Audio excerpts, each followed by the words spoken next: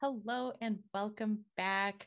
Those were some exciting prizes. I hope you guys are participating in donating because it's a good cause, but also gets you to enter to win some of those prizes. So definitely make sure to donate to Extra Life.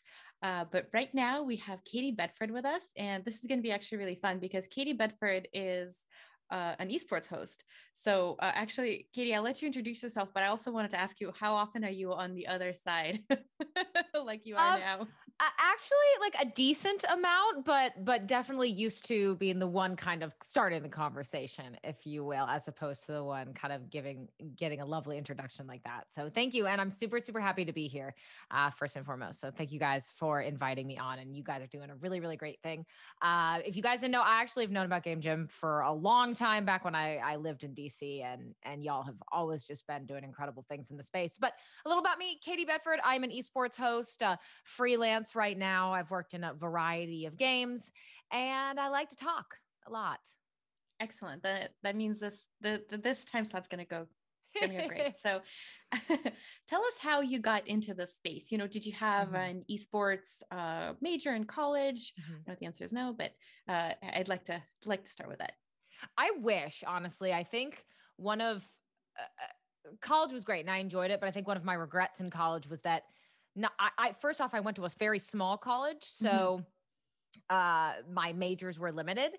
And I also went to college before things like esports oriented majors were starting to become a thing at all. They weren't even a thing. So I kind of wish maybe I was a little younger so I could have experienced that in college. But no, I actually went to college and got a finance degree, did nothing with it. And I just never thought that I had an applicable skill set for gaming. I've been a gamer my whole life. I was just like, I can't code. I can't really draw. Like I'm not.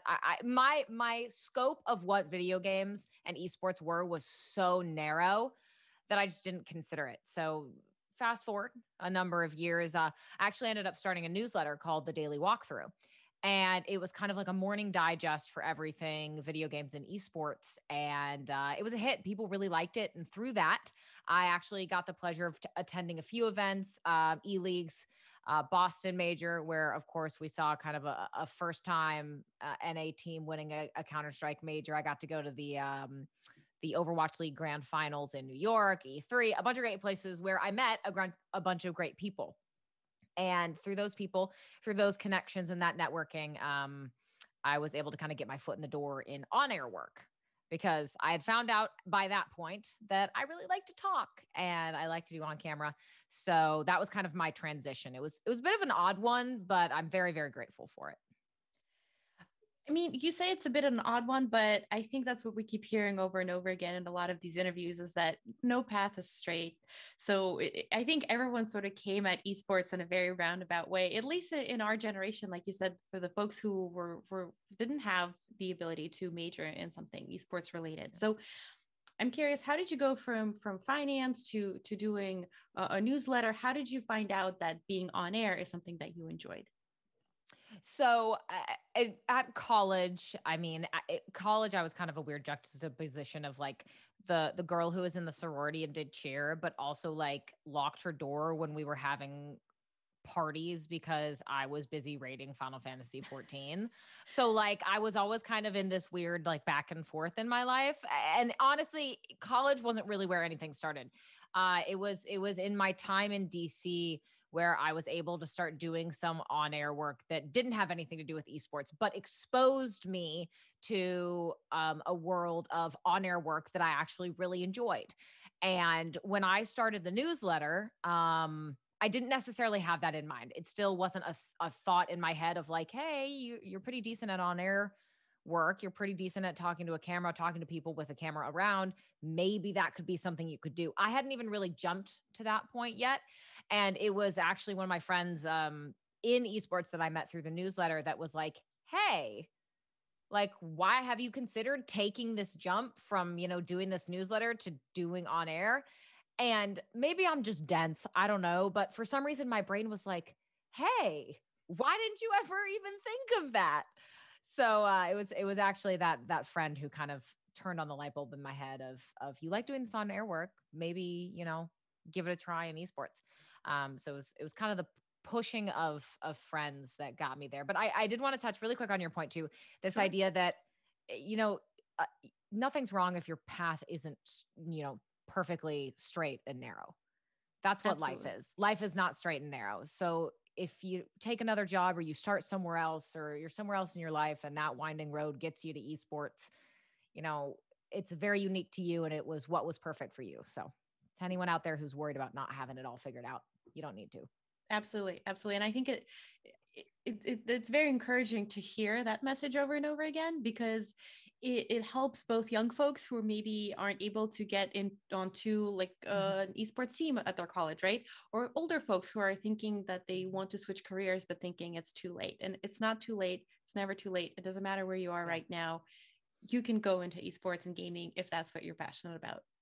Yes. I love that message. Guys, take it to heart.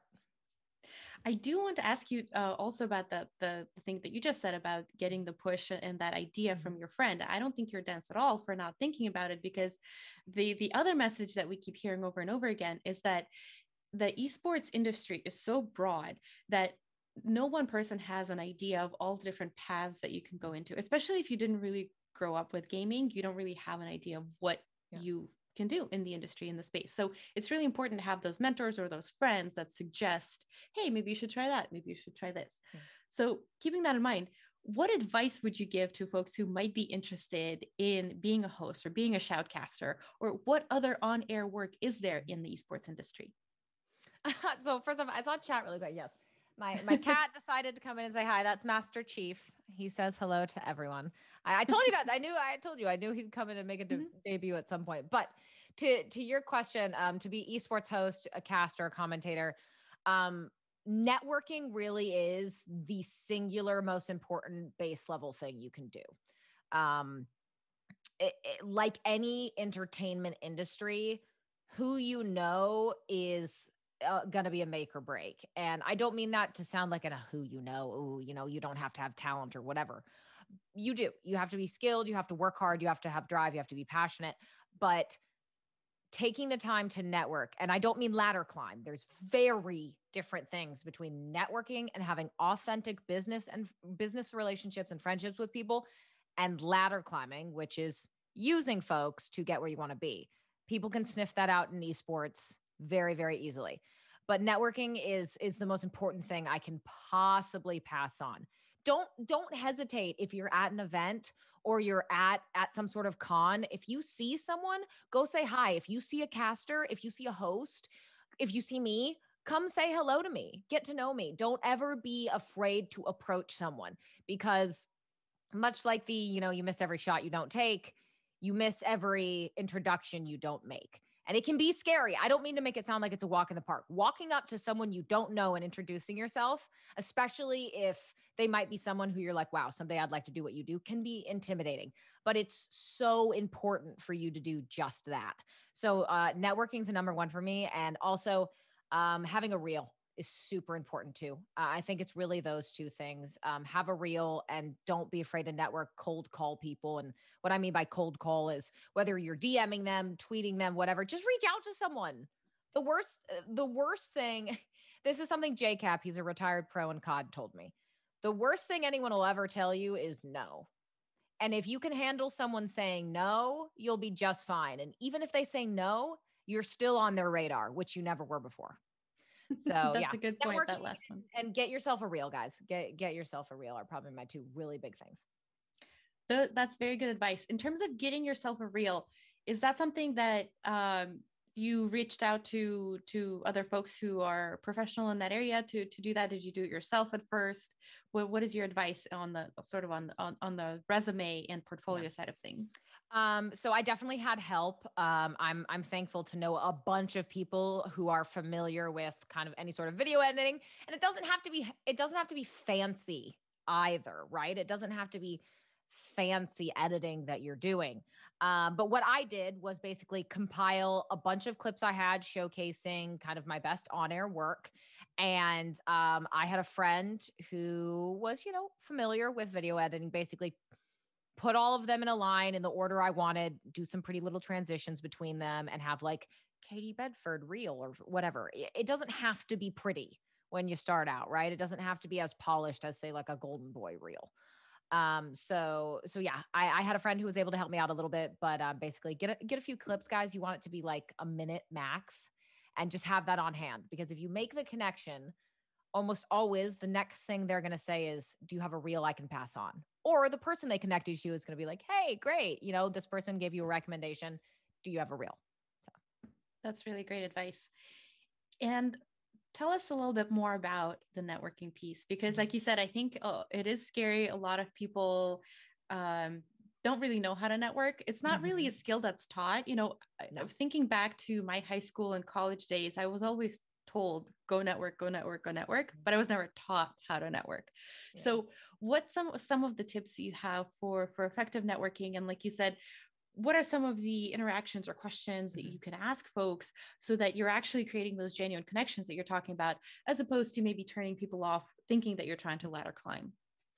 Well, the good thing is that if you are someone who's well-intentioned, it's pretty much impossible to ladder climb, because you're going to be genuine in those interactions. Like, it's very easy to tell when something feels manufactured and forced. And usually you can tell because that person at some point pretty quickly will ask you for help, or ask you for something, or ask you for a connection, or whatever. So, to take a step back from that, I understand that everyone's not like me, right? Everyone's not going to be super chatty and blah, blah, blah. And I like to meet you and let's talk and let's have fun and whatever. I can understand that there are people who might be a bit more shy, or are just maybe not as confident in that regard because they haven't done it before. And I mean, you don't have to come in with some opening one liner to someone, right? Oftentimes, the authenticity and honesty that you can offer is what is going to get you far faster into a conversation with someone than anything else. So say, I don't know, say you're at BlizzCon and you see, I don't know, you see Puckett, you see Chris Puckett, love Puckett. He's one of the OG casters, hosts in the space. You see Puckett. You don't have to be like, oh my God, what do I ask him? Like, what are 5 questions I have in my back mind? It's something where you can just go up to someone and be like, hey, Puckett, my name is blah, blah, blah. Like, this is, I'm aspiring the space. And I really, if you have a second, I'd really love to just get to introduce myself and get to know you a little bit. And it sounds awkward because it always will be a little awkward if we're going to be honest. But I can't think of a single person, a single on-air talent who would rebuff that. Like, I'm serious. Puckett, myself, the Richard Lewises of the world, like so many people, Machine, so many hosts, so many people who would be, the moment they saw that, they would be like, oh, I'd like to meet you. I'd like to get to know you. So you can be nervous, and I understand that, but these are people who want to see new talent come in and want to see it flourish and grow. So the reception you're going to get is usually going to be warm. You just kind of have to take the plunge on the awkward moment. You kind of just got to be like, this is going to be a little awkward, but I'm going to do it. Because once you get past that icebreaker, it's really not that bad. As for take a deep breath and just do it. Yeah, a deep breath and just do it. And to reel back a little bit, because I give an example of an in-person while we're in a pandemic. So if you can't necessarily be in person for something, well, then you take it to Twitter or Twitch or anything else, right? When you cold call someone in a DM, or a tweet or on Twitch or whatever, it's not too different from what you're doing in person. You're just typing it out to someone. So people reach out to me all the time. And the big thing that separates authenticity from kind of maybe something else to me is how they address me in that opening. Like, if in the first 3 sentences of what you send me, you're asking for something, depending on what that thing is, it's kind of like a red flag. But if you're someone who has reached out to me and it's like, hey, Katie, I am X and X. I go to this college. This is what I'm majoring in. And this is an exact example of something someone did. They said, I'm majoring in this and I'd really love to interview you about this thing, whatever, blah, blah, blah, blah, blah. Is this something you'd potentially be interested in? And would you mind if I picked your brain? That screams authenticity to me, because even though you are technically asking for something, it is in a way that is clearly like a trying to grow, trying to improve, trying to do something good in the scene. And that's something we'll engage with, right? Most of all of us, again, much like in person, we're going to see something like that and be like, hell yeah, I'll take the time out of my day to do that. Cool. So I know it's not like a deep in the weeds of like how to network, but I guess my biggest thing I'd say to stay away from is don't ever make someone feel like you're just using them to get something else. And that means value building an actual relationship with a person, right? If you're going to approach me or you're going to approach someone else, understand that that's a whole human being who you want to build a relationship. And from that relationship flourishes other things and maybe avenues and pathways for you. Don't just go into it being like, that's Puckett. I want what Puckett has. Puckett will help me get it.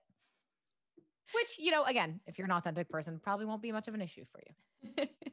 That's very good advice. Thank you. Thank you for that. So tell us a little bit about what work you've done. I know you said that right now you're a freelancer. What are some of the companies that you worked for? Some of, maybe your favorite events that you worked on? Yeah. So some of my favorite events, I'm most known for Call of Duty, being the Call of Duty host in Black Ops 4. Outside of that, I've done a variety of work. I just finished some streams with CSL for their collegiate esports, which was really fun because I had never gotten to do anything with Valorant before, Rocket League, a variety, Dota 2, League of Legends. There was a whole bunch that I hadn't really dipped my toes into yet, which was really fun to be able to experience that. But mostly I am known from Call of Duty. So kind of a lot here and there, but hopefully trying to expand beyond that too. How do you prepare for an event? And especially in the esports space where, like you said, you worked on a number of different games. Mm-hmm. Do you research a specific game to make sure that you know the lingo or like the statistics or anything like that? Or is it more about knowing the players? Like, how do you prepare for an event? So it definitely depends on what your role is in a broadcast. So as a host, the nitty gritty and technical knowledge is going to be less for you than it would be for an analysis or an analyst or a commentator, caster, or anything like that. So thankfully, in that sense, I mean, you should be somewhat passing knowledge familiar. Now, if it's something you're doing for a full-time gig, then yeah, this is something I prefer flashcards. Like that's what I did in college. That's how I learn. I'm a visual learner. I'm a verbal, like I'll speak things to myself over and over.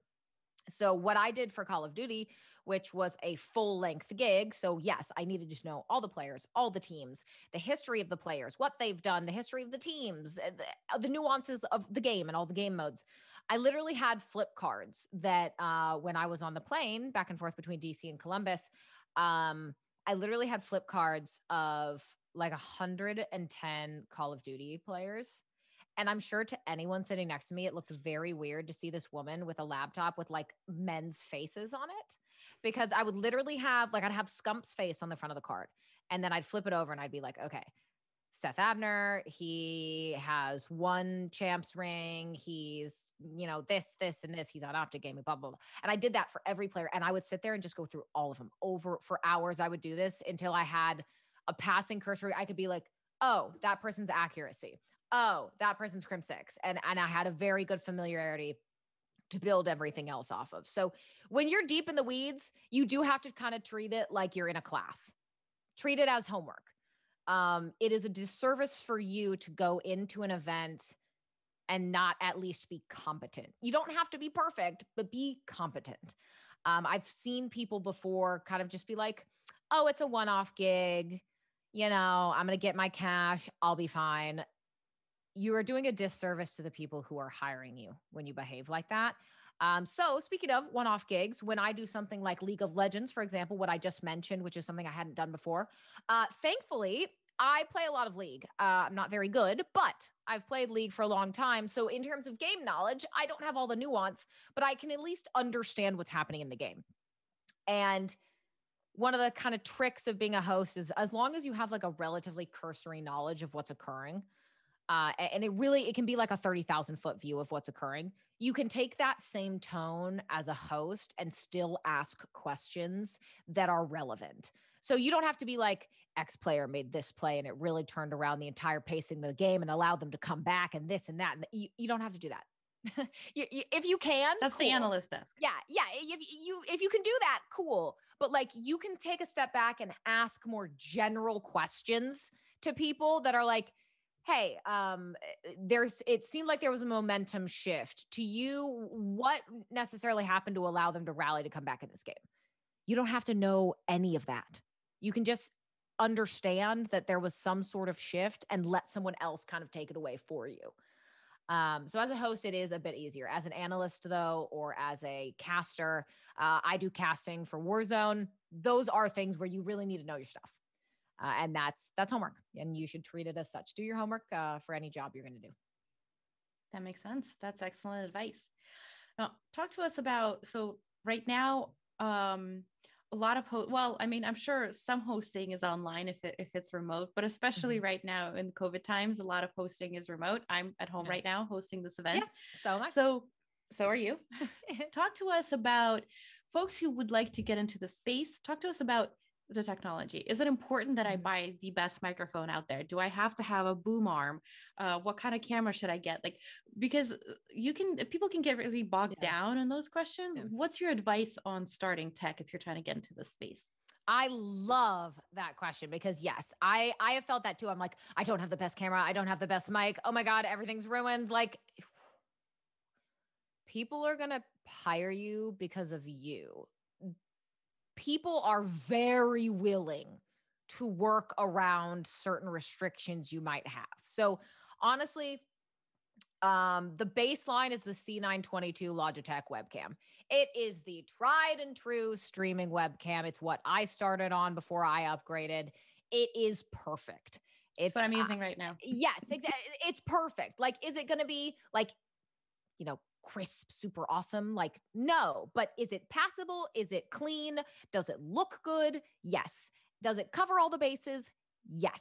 You really, really don't need anything more than that. The C922 or the C920 Logitech webcam, literally, those are a staple for a reason. They're easy to transport. They're easy to use. Just that's a baseline. And once you have that, treat upgrading video as kind of like a treat to yourself, because that is the lesser of the two. Your mic is far more important than your camera. So get a Logitech, call it there with them. I have gone through multiple iterations. I started with my headset mic, which is perfectly fine. If you can't afford a mic, if you can't afford a boom arm, you don't need these. These are upgrades that I did over year and a half, upgrading my webcam to my DSLR for my camera. I did that a year in. Upgrading from my headset mic to a HyperX stand mic to a Shure and a boom arm was all just upgrades that I made when I felt like I was ready for it. You don't need any of that to start. If you have it, that's really cool, but you can use your headset mic and a Logitech. You really don't need more than that, because honestly, sometimes the headset mic is going to have better quality for you than if you have some kind of crappier mic sitting far away on your desk that's going to get the echoes of the room around you. So honest to God, you really don't need more than that to start. If you can get yourself something like a Shure, something like that, that's definitely do it. But honest to God, as long as you have a basic webcam and you have a headset with a mic that's not broken, you'll be just fine to start. That's good to hear. That's good to hear, because, anytime you're getting into something at first, and hosting is no exception, you don't have the funds to shell out for the best equipment. And you don't need to. You really don't need to yet. So if you're like, oh my God, I don't have, $500, $600 to do all this, it's okay. You don't need to. As long as your mic sounds okay and your webcam looks okay, it's not many people are really going to care about anything beyond that. That makes sense. And that's good to hear. So you told us a little bit, I want to ask you more advice about breaking into the space, and you told us about networking, you told us about tech. I want to ask any other sort of tidbits that you can give. And some of the things that I'm thinking about is, for example, online presence, because for a lot of young folks right now, they'll tweet whatever, right? But then it's out there forever. So do you have advice on like keeping up a persona, what you put out online, building your brand, like anything like that?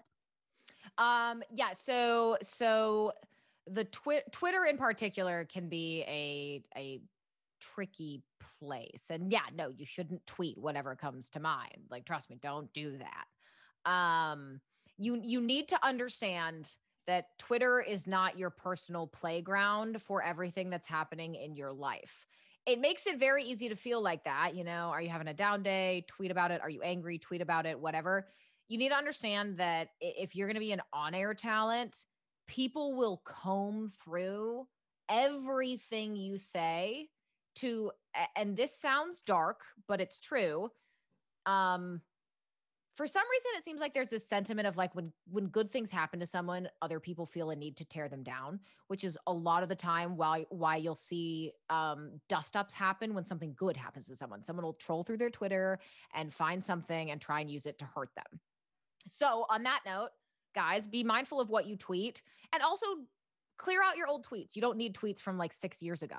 Literally, no one needs those. Take the time to just delete those tweets and make that a regular thing. But also beyond that, in terms of the presence that you put forward, as you asked, be authentic to yourself. So if you do kind of want to have a persona and put a certain face forward, that's okay. If you want to be more yourself, that's okay. I'm not saying don't, tweet about, I had a bagel this morning, look at my whatever. That's fine. Like, you can have personality and be you. Just understand, basically look at it this way. Would what I am tweeting cost me a job?